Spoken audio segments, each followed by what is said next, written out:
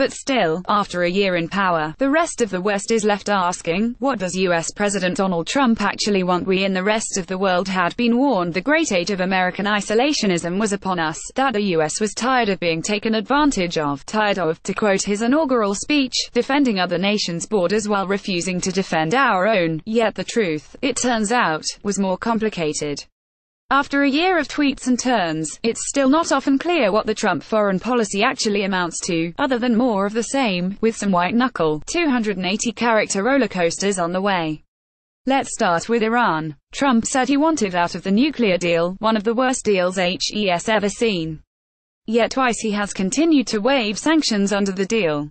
The aim is clearly to escalate pressure on Tehran through other, unilateral sanctions and to get European allies to demand separate concessions under a supplemental deal. But a year in, the deal remains intact, its European signatories as wedded to it as before, and the rhetoric less and less threatening every time it doesn't amount to action. There's noise, but little real change. Trump had hoped for the ultimate deal in the Middle East. Yet that has been given to his son-in-law to privately negotiate, while publicly the Palestinians have been offended by the US recognizing Jerusalem as Israel's capital. This was something Trump promised to do when campaigning, yet he didn't use it as leverage to get the Israeli government to change tack, for example, on settlement activity. The Palestinians appear to consider the US a voice they no longer need to listen to in the peace process. But, given the peace process was pretty much dead when Trump got here, the Jerusalem announcement hardly upturned the apple cart. We are pretty much where we started, give or take some serious damage to the US image.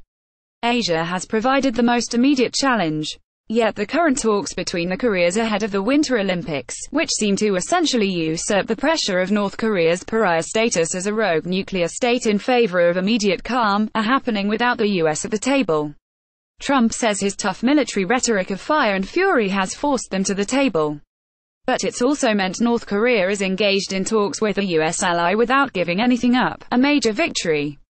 The US president has promised to handle it, but we don't know how, as the military options are all too ghastly.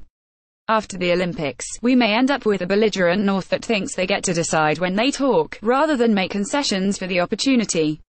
With China, the real estate mogul who once tweeted "We have to get tough with China before they destroy us" has found himself flattered by President Xi Jinping in the Forbidden City, and at times pleading openly for more Chinese pressure on North Korea.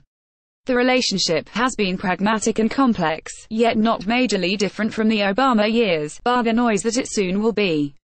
There are two places where the Trump administration has stated a specific policy that they own. First is the recent statement by Secretary of State Rex Tillerson outlining 5 major points that need to be satisfied for the US to stop being engaged in Syria. It's pretty extensive, and hard to satisfy, amounting to a series of reasons why the handful of US troops in northern Syria might remain there for months, if not years longer. It's exactly the opposite of what US allies feared an isolationist and tired White House would do, inserting American forces for the long haul into a war the Obama administration bent over backwards to keep out of. But it isn't a major change. Those troops were there when Trump came into power, and they will stay there. In Afghanistan, the commander-in-chief has personally articulated a strategy for winning, yet it does not differ massively from the 16 years of policies that have gone before it. It shows commitment and a slight uptick in firepower and capabilities. But it is not a new approach. NATO allies are being asked to help out too, but the effort is still an American one, and will continue to be. So on the other side of the Atlantic we are left asking what has really changed, and the answer is little, that there is much fury and smoke, but not a lot of fire to go with it. Trump often has an angry posture, or several, for every foreign policy challenge. But the actions that follow it are very familiar. That might be comforting to fans of American engagement. They are not wholesale retreating across the Atlantic as former White House chief strategist Steve Bannon once intimated. Yet they should not be lighting cigars either. The Trump White House has yet to experience a bolt from the blue challenge overseas. And its commander-in-chief hasn't yet been presented with real policy choices that match the fire of his tweets.